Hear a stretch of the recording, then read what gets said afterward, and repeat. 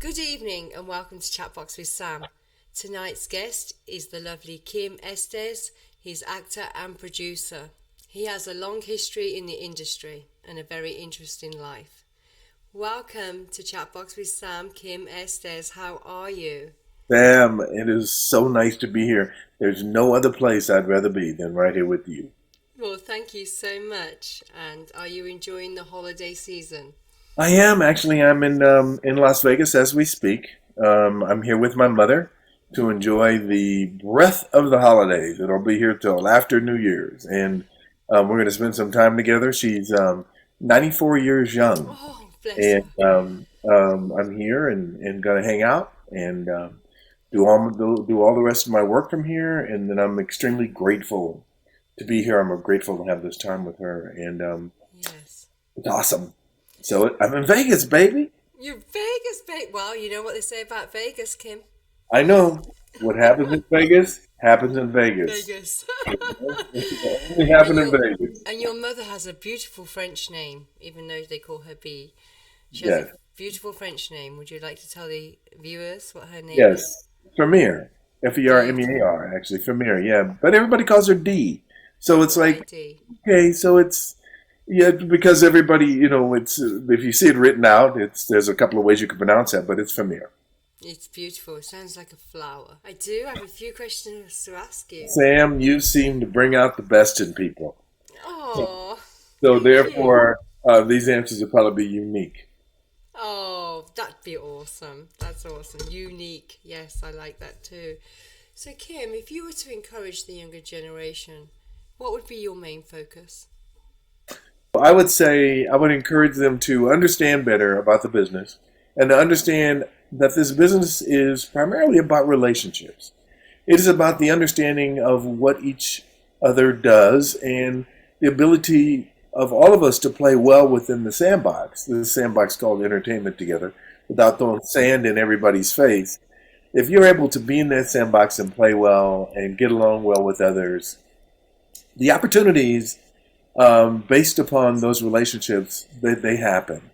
And I'm not saying that to be being in the right place at the right time is some phrase that's used most times, but it is a matter of being in a space, in a place where people are doing things because you know them and there's a relationship, and yeah, you can be involved in each other's projects. And so, with that being relationship based, it's that's what I'd pass on. Just be aware that it is about relationships.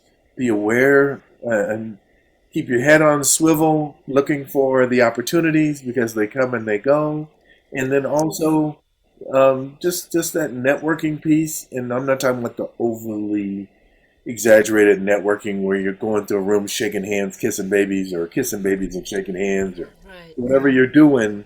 Not the over exaggerated relationships, but the genuine Hmm. relationships, those meaningful relationships where Yeah. people actually take time and understand each other and without any hidden agendas, um, communicate. And I think that's part of it. That's how to pass on. That's awesome. Thank you so much for answering that. So yeah, and that's good advice for all of them. Yeah. So and how would you encourage people that wanted to be um, that was thinking about joining industry as you know it? I'd encourage them if they said they wanted to do or get involved in this industry that we live in. It would be one of those of let's get the homework done, and there's a lot about our industry um, in the internet about how the business is run. Hmm. That's important. But there's a lot of people who have already done a lot of that research, and it's all written down. If you, if I always recommend to newbies or people who want to understand better about this business, I say look up everything that Bonnie Gillespie has written. And Bonnie Gillespie is a writer. She's an astrologist. She does a lot of things. She's a very good friend of mine, and she has been with me through thick and thin from the time Oh, of my very first Emmy submission to the Emmy win and beyond. Um, I have, and she has written for free. For free. Yes, she has several books. I think she's in the fourth iteration of her book um, about actors. But it's not about that. It's about the stuff that she has written and the information she has passed on for free. And she used to write for Actors Access, Now Casting. All of the publications had a column in there or advice from Bonnie Gillespie. Right. And they should search that in the internet because she's written so much out there for free that you will get a mouthful and a brainful of education about how the business is run. And I think that would be homework that I send anybody in that direction. Anybody who asks me about, oh, hey, how do I get in your business? Do the homework. Do the homework. Look up everything that you can find on Bonnie Gillespie, and then get back to me. Once you've done that reading, if you want to purchase her book, please do that. Mm-hmm. But get back to me after you've done that research, and then we'll talk. Because that I feel will give someone a toehold or an understanding, a basic understanding of how the business works. Right. Kim, what inspired you into this career? There have been a couple of avenues or changes. People have avenues they go down and they change and change their path. I was just happened to be. I'm born and raised in Los Angeles, Yes. right below Hollywood, in the Crenshaw district, Leimert Park, Jefferson Park area. So, but I never really ventured into Hollywood. It was not the thing. Yes, did I admire actors? Ooh, love Sidney Poitier and the work that he has done over the years, and quite an inspiration watching him in Lilies of the Field. I mean, quite an inspiration. And but did I want to act at that time? No, I think I had other things to do, and I'm glad I did those things. And it just happened that I ended up back in Los Angeles from the Bay Area after I'd finished sailing on ships. And I said, well, I've never tried that. Let me try Hollywood. And then I sent my pictures and resume out, and then that happened. Inspiration for a lot of things comes from the fact that there was a theater company that I joined right after I made that transition or attempted to make that transition, find an agent, find a manager, find anybody who would represent me, called The Spyants, Thespyants. The Okay. Spyants Theater Company. It's thespian spelled sideways. You turn thespian on the side and then The Spyants. So they were a group of people who were trained by the fabulous Howard Fine, the Howard Fine acting studios, and renowned acting coach Right. in town in Hollywood. And they were all, a lot of them, matter of fact, majority of them were all trained by Howard Fine. They wanted to start their own theater company. They bought me in, but that comes with a price. So they had to show me, and they did by me watching and learning. I was a sponge in trying to understand better the acting world, and so inspired by them to be better, inspired by the amount of enthusiasm, the loyalty, the work ethic that they had. Oh my goodness! And so that got me moving in the right direction, Okay. and then it started from there. So It did. And I see you were in Underdog with the director Richie Greer and Richard Gere, To Be Me. fabulous, fabulous director Richard Greer, great group to work with, and I tell you, um, Becca Buckaloo um, is the star of that show. Hmm. Um, Becca was fantastic to work with, and it made the film meaningful, worthwhile, and it's one of those projects that you do because um, you want to do it, and it has meaning and value, and societal values of the work ethic, societal values of friendship, societal values uh, of relationships. All that stuff is in there, and so when you have the opportunity to do stuff like that, you just do it. You know, Yeah. throw caution to the wind, and you get it done. And fortunately, they allowed me to play a role in that, in the You underdog did. piece. Hmm. And uh, the the To Be Me piece. And by the way, Richie, if you're watching this, it's time for the sequel to Underdog. I think. Uh, We'll tell him. tell him when you see him, would you please? Um, even though he's doing other films, it's like I keep that in the back of your mind, Richie Greer. Let's talk about the sequel. Um, the other film that you had mentioned, To Be Me. Hmm. I worked with a group after I had my Emmy win in 17. A group came to me and wanted uh, to pit. They pitched to me this show, and I said, absolutely, I'm in. Don Jansen and Yes. Amanda Hmm. came to me and said, will you do it?" And it was like it wasn't even a question. It wasn't. No. I we shot it in Philadelphia. Um, Amanda Dash. We shot in no, where did we shoot it? Pittsburgh, Pennsylvania. Mm. We shot in Pittsburgh and on location for a couple of weeks in Pittsburgh, and it was fab. It is such a rich story, Right. it's very rich, and we shot it for Emmy consideration. We did put it up for Emmy consideration. It's in the short form series. It's 6 episodes, and I think it was very very well done. Of course, I'm biased, but I think the story says a lot. So those types of projects, again, you get involved and you read them and you go, yeah, this has value for the universe, Right. and we'll make that work. So that's what I do. And you made it work. And when I met you a short while ago, I noticed that you had a wonderful Emmy that you won on Primetime Emmy that you won in 2017 for a short Yeah. film drama series for Dix, and you played a role as Sergeant Amanda Dix. Would you like to share your experience regarding that and and how it felt receiving such a nomination and award for something that you've played a part in? Well, I was brought into the project by a friend of a friend who knew the Novaks, who were the producers and director, well, actually producers and writer of Dick. So Kate and her husband put that together, and I was brought in just on a recommendation to play Sergeant Amanda Smith. And we rolled that once we had shot it. It was five or six episodes, and that's all you need.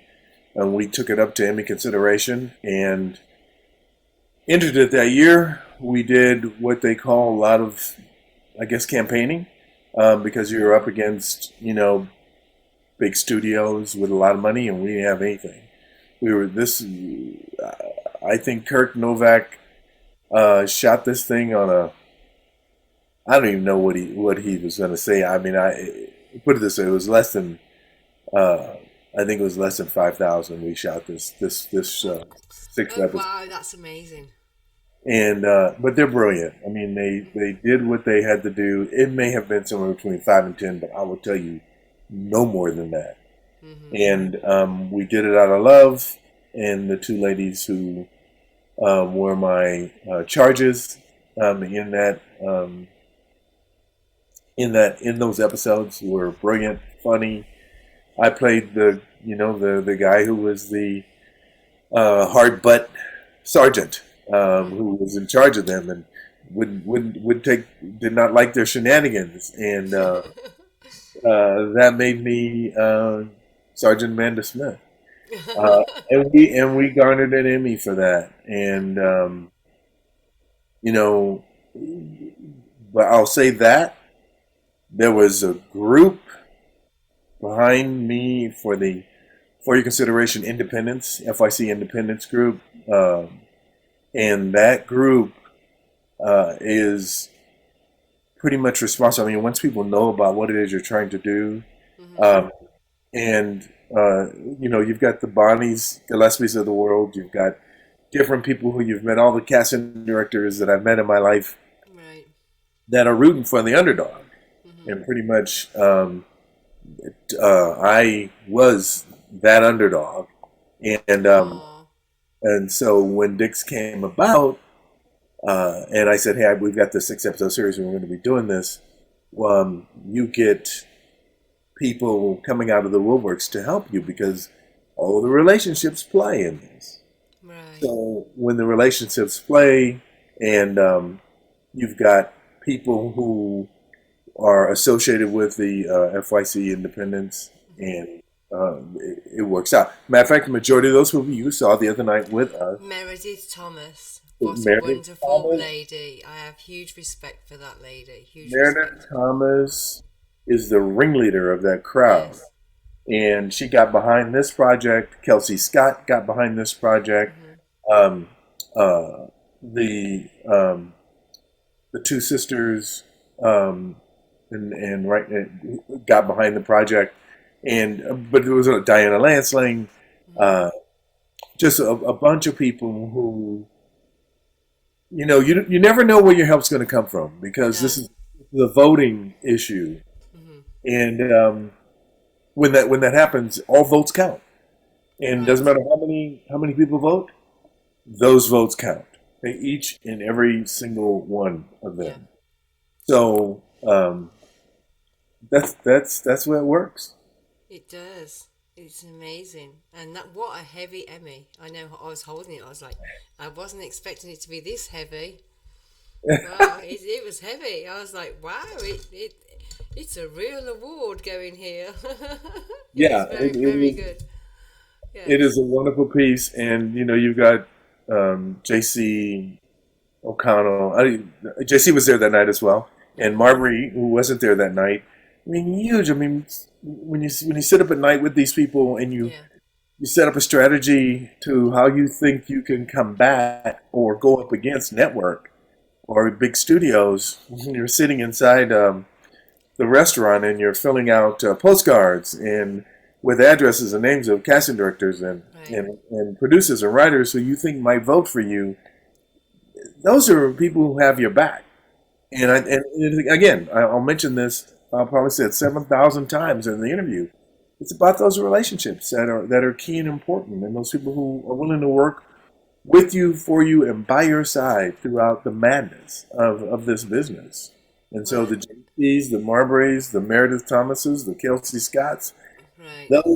those are and Dinah Lansings. Those are the diehard people who will do a lot with you and for you, and vice versa. I would do anything for them. Well, I think unity is very powerful and friendship is priceless. And when you combine the two, you can make miracles happen and Absolutely. you can make a change. And when you Yeah. stand up for each other in unity, you can Mhm. make a powerful difference. There's many things to making a project work in all different forms of life. It's not one person, it's a group.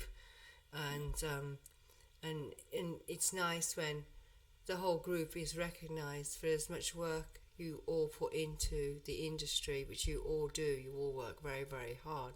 Kim, would you like to tell us a little bit about your um, life on a ship in the Navy and how you became involved with the environmental issues and health and safety? I graduated from high school in Los Angeles and then went up to Central San Joaquin Valley to a little place called Turlock, California.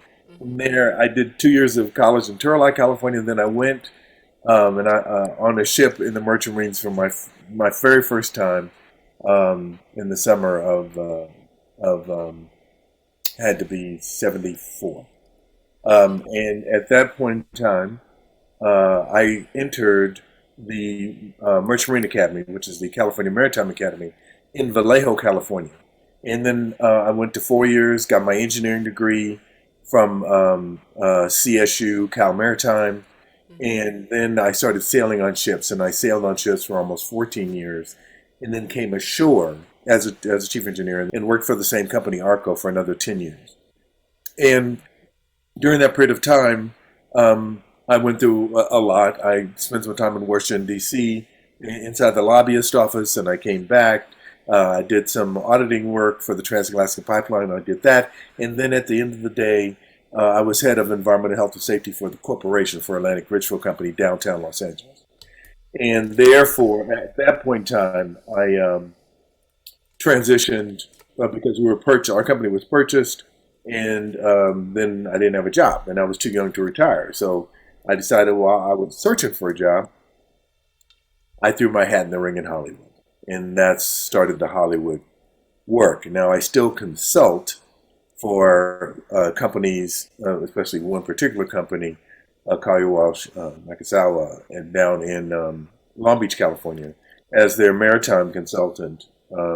One of their maritime consultants. I'm a chief engineer. They also have a master mariner.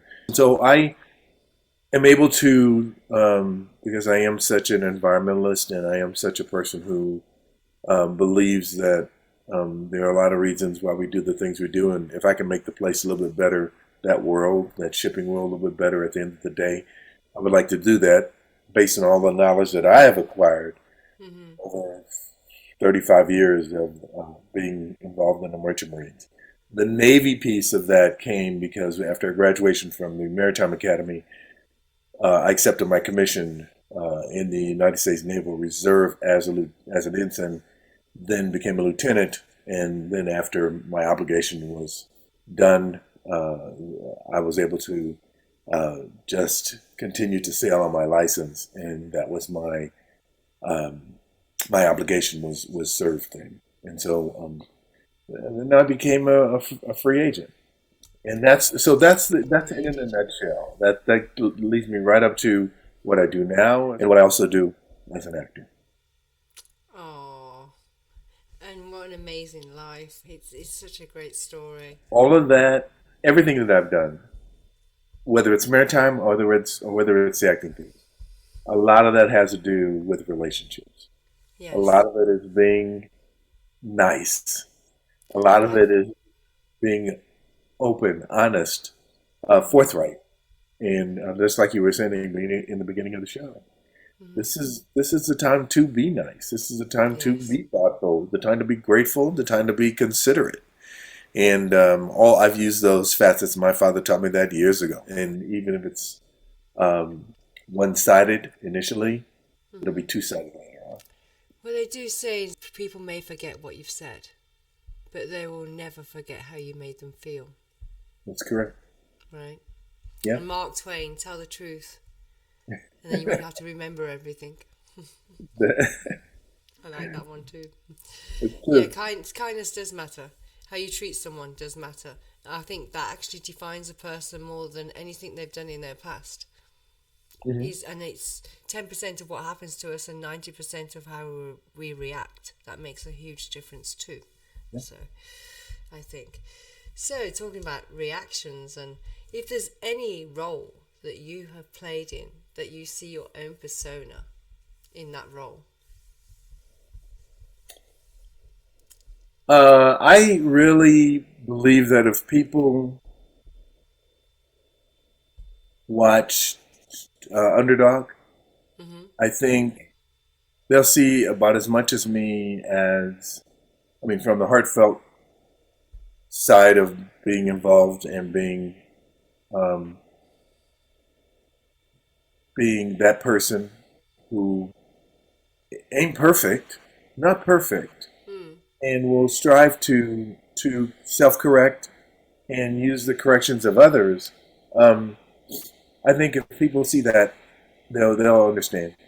I think that's me. I mean, Right. yeah, there have been other films that I've been in or other series that I've been in, but I think Underdog plays a nice role. To Be Me is also another one of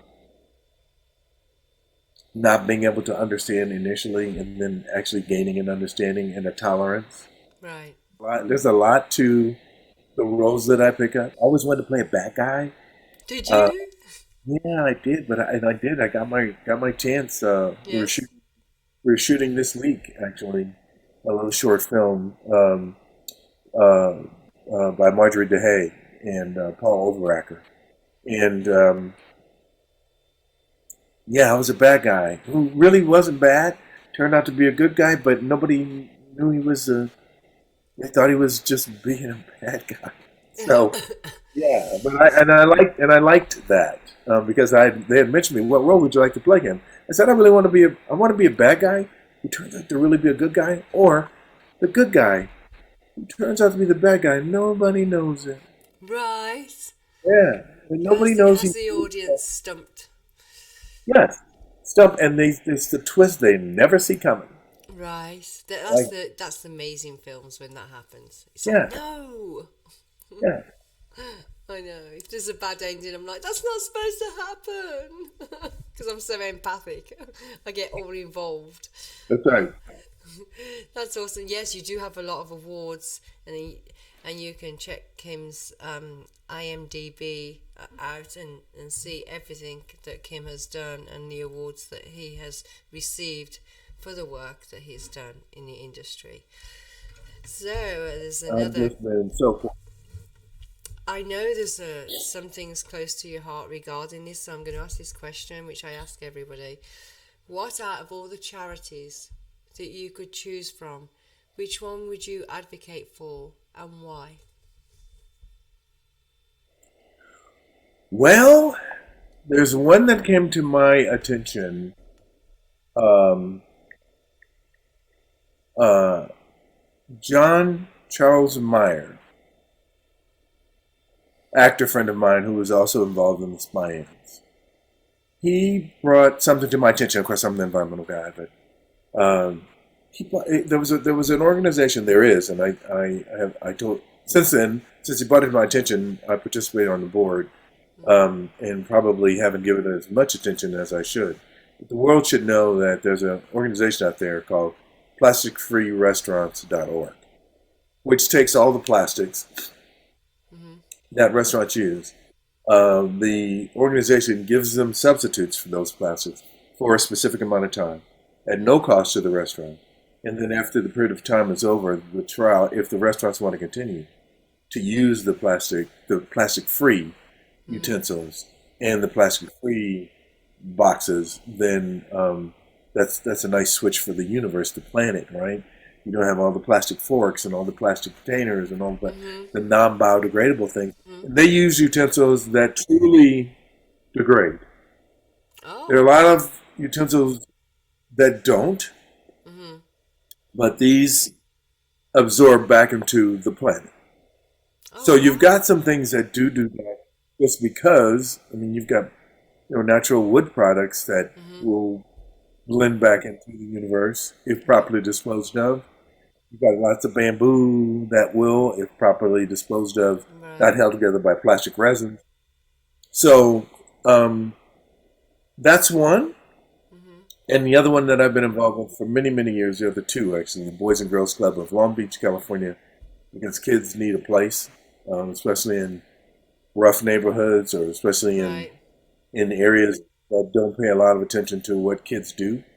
That's one thing. And then also the Salvation Army for their treatment of veterans and the things that they do for veterans' families. And Right. so those are the three major um, focuses of mine. And yes, a lot of other things come up, a lot of special organizations. And if I'm able to help, I will with an organization, the Abingdon Foundation, which is sponsored here in Las Vegas. Abingdon Mullen has established a foundation for STEAM. Well, let's put it this way. So STEAM, right? So it's science, technology, engineering, and math. And then they slipped the A in there to make STEAM because the arts are very important, I believe. And Right. I am one of those art guys who has an engineering degree, technology degree. And so I have been working with, or at least in conversation with her to see how we can help um, focus her mission and help Right. more women become more involved in STEAM. And so her foundation sponsors that. Oh, nice. So Sounds yeah, awesome. I'm involved. I want to You be are. involved. I want to be involved, and I want to help. And if I Oh, use my notoriety to help out, if I need to bring my Emmy around somewhere to help, I will bring her around. And she's an inexpensive date. She doesn't talk much, but I'll do the talking for her. She looks good though. She looks exceptionally good. She And does. yes, and so She's she all doesn't really shiny. yeah, she doesn't have to talk much. No. No, just she just needs to show up, and so if I can get her out and get her to express herself every once in a while, I think we can do some good. I think so. She doesn't mind being held and she doesn't mind having a photograph taken. She's awesome. Is special. Very special. Yeah. So, going back around to that, I know when we were at that charity event, we were celebrating your new role as a peer group governor for the Television Academy Awards. Would you Yes. like to The share a little bit about that? so my peers, acting peers, and also members of the Academy of Television Arts and Sciences, which is the home of the Emmys. They deal in the artists who perform TV, streaming mechanisms, cable networks, television networks, and they also award for excellence. And that's where the Emmys are derived, and that's where they come from. So the people who are involved in the Academy, they have a number of different um, groups within the Academy. The performers, the actors, and also the host, voiceover people, they are one group of course. We're the second largest peer group at the Academy of Television Arts and Sciences, and they have two governors, and every year one of them moves on. So it's a 2 year stint, and then every year a new one is brought in to co-govern the performance group, and that's where I've just recently arrived. I am the governor elect for 2022 for the Academy of Television Arts and Sciences Performers Peer Group, and it is the being on the board of directors of the Academy, a member of the board of directors, which guide and shape the direction needed to make sure that the Emmys stay relevant and that they stay professional. And that will be my role for the next 2 years, starting in January 1, 2022. That's awesome. I'm very proud of you, Kim. Thank you very much. I owe a lot to those same people. I owe a lot to the Merediths of the world. I Right. owe a lot to the JCs and the Marbury O'Connor's. I owe a lot to the Kelsey Scotts. I owe a lot to the Diana Lanslings and everybody who's involved, especially in the FIC group. FYC on Facebook, they do have their own page. Meredith has their own page. And this is a big thank you to all the people that Kim has just mentioned also that will hopefully watch this interview. Thank you for sharing that portion of that moment because it was great to be there to celebrate that. So, or Thank you. And also nice to raise money it uh, is, for the yes. charity. And Yeah. yes, for food banks, yes. Yeah. We love the fact that you were there. Thank you. I loved it. It was a lovely, You lovely. enhanced the evening. How do you feel about what has transpired since COVID-19? And do you think people are going to cope with all the new variants that are coming I out? think we all need to take care of ourselves. There's no doubt about it. We need to ensure that our loved ones are as protected as possible in any instance, and that's from anything, including all variants. Hmm. As far as the industry is concerned, the amount of testing that's going on, I mean, just in the film that I was doing, we were tested 72 hours before, and we were tested again on site when we arrived. Hmm. So when you arrive for your fitting, you get tested. When you arrive for your shooting, you get tested again on site. Right. But you got tested 72 hours before you saw any of these people. And I think that's going to be our new normal for a while. Yeah. I mean, and that's our new tolerance level. We're going to need to do that to protect ourselves Right. so that we don't pass on infections to others and we don't have infections passed on to us. So I can go home and hug my grandchildren Right. without the fear of thinking that I possibly could be infected and Right. could pass it on to them. And so I just I think everybody should just be very wary and just be cautious. Um, Take nothing for granted Right. because you don't have to. We have systems in place to test. You have systems in place to be vaccinated.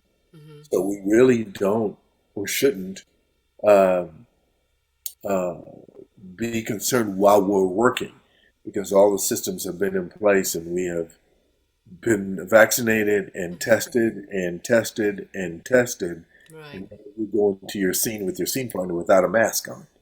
And that Hmm. should be a safe place for us. Right.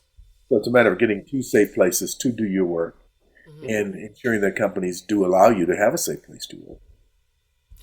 Well, I think the industry tests more than any other work that I know because the regular, in the office, we're not asked to test like they are in the industry. They're very, very strict on their rules. Yeah. So I think the industry right now is probably one of the safest places to work, I feel. And then you're doing self tapes too, where you're not always going in the offices. And how do you feel about doing this self tape auditions?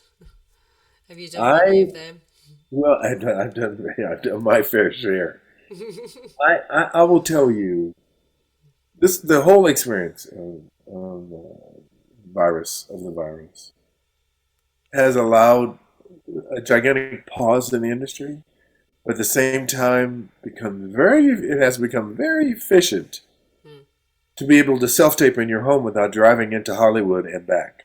I think a lot more people are taking um, different steps when they're asking for actors to self tape in their home, Hmm. given the fact that, yeah, they could be living alone, given the Right. fact that they want to be living alone, that they don't want to or have the possibility of transmission, or just the fact that the person who they usually uh, work with, they can either get them on FaceTime Or or Zoom. Zoom, and then they can work together on the tape. And that might work. Is there anything that no one has asked you in an interview that you would have liked them to ask you? And could you please share? My resume's out there. My CV is out there. So where I've been and what I've done and with whom, it's out there. I mean, my bio is out there, both for my work bio and also my consulting bio. Hmm. And I think uh, where's the most interesting?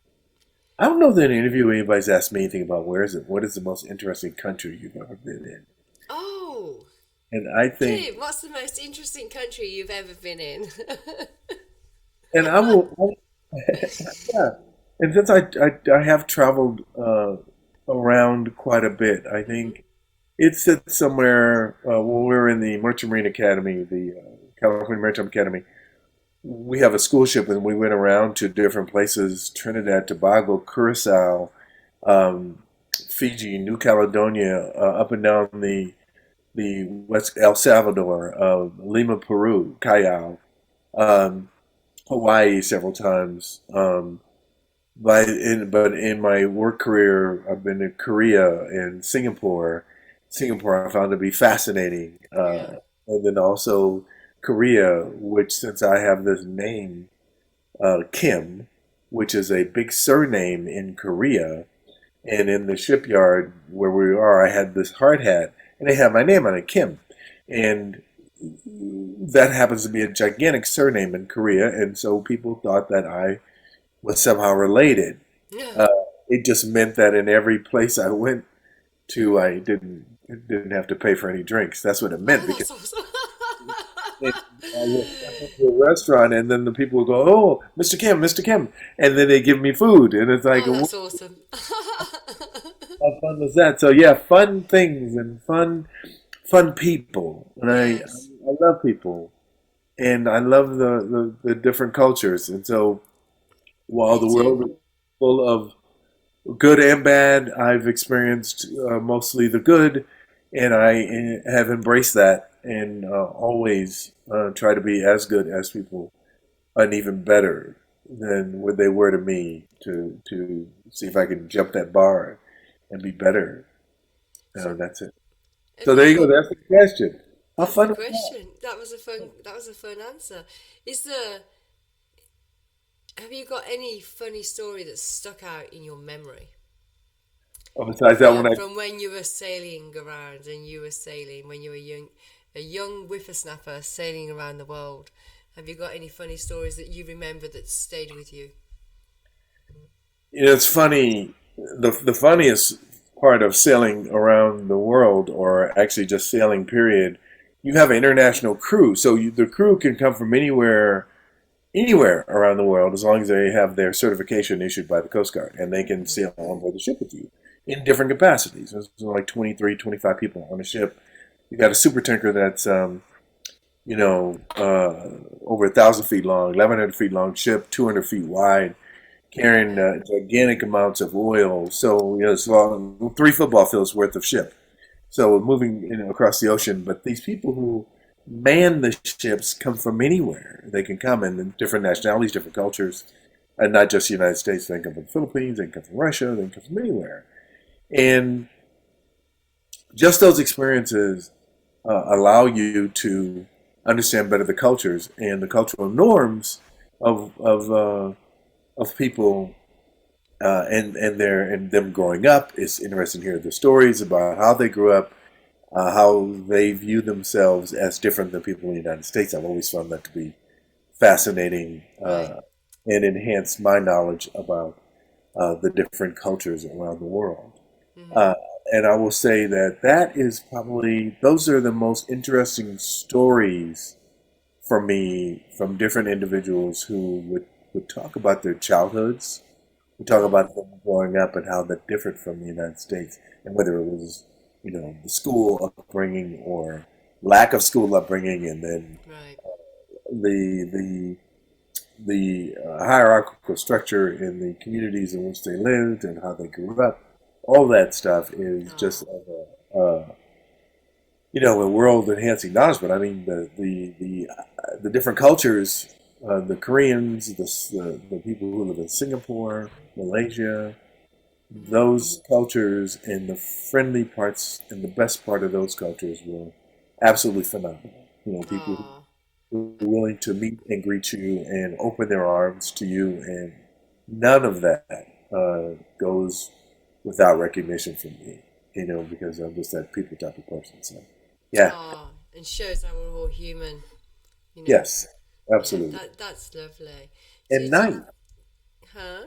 and they're nice people too. They Human and nice. are, yes. Yeah, Because people, but all around the world, people choose to be nice or they choose not to be. It's a choice. yes, it is. So, how has music at all influenced your life? Would you like to share what your favorite music is? Um, the influence of music it's really nice because you're around the academy, and there are some people who are um, their business is music and music in movies and music in television and Mm-hmm. scoring, and it's really nice to hear the perception of where they think they fit in from the business standpoint. Mm-hmm. As far as that's always an interesting topic, and I've met a few musicians uh, who actually do some of that work, and I think it's fascinating. As far Mm. as my, I am probably pretty eclectic with regards to music because I'm everything from big band swing and Frank Sinatra all the way to country and western. It goes Mm. the whole gamut. In my playlist Right. is everything, and it's just a matter of uh, the more I get to know about the musicians, the better feeling I have about the music they play, Right. and it's not so much I love how they play it. It's just I hope they are as nice a people as they sound to be. Yeah, I like music. I think music holds memories for everybody. It holds a memory. Yeah. Anyway, do you play any instruments, Kim? No, I play. I think the piano plays me. Ah, I don't get to. piano. And I have one. It has played me for years, and I think that that is that sit down thing that you want to do, and Right. because of the hustle, that was The hustle. like, ooh, Kimmy, you need to sit down and play some chords, and you need to get better at playing these chords because the sooner you do, the better you'll feel, and I just know that to happen. But we're still hustling, and I think it's important to sit down. The grandchildren love to bang on the piano, and I love for them Oh, to bang on the piano because at some point in time that might interest them, and I'd love for that to happen. Grandpa Kim, play us a tune. That's right. Yeah, usually just banging on the thing, and then they get up and dance to the banging on the thing. Oh, bless them. Well, So I think all that. Kim Estes, what a lovely finish talking about music and your grandchildren. And it's been an honour and a pleasure. I feel so honoured that you accepted my invite to attend Chatbox with Sam. Sam, Very I'm proud. so honored to be here. Thank you very much for inviting me. Um, I just can't tell you how excited I am to be interviewed by you. And so thank you for your support. Thank you for everything you do. Thank you for supporting this business, as wild and crazy as it is. Thank you for being there for us, and thank you for coming out for the FYC donation and fundraiser for the food banks, and you have made a difference. So thank you. Thank you so much, Kim. Is there anything that you'd like to say to the viewers before we say goodnight? Yes, if you get asked to be interviewed by Sam, say yes. I concur. You're very good at it, so keep it up. I will. Thank you so much, Kim. You have a great evening.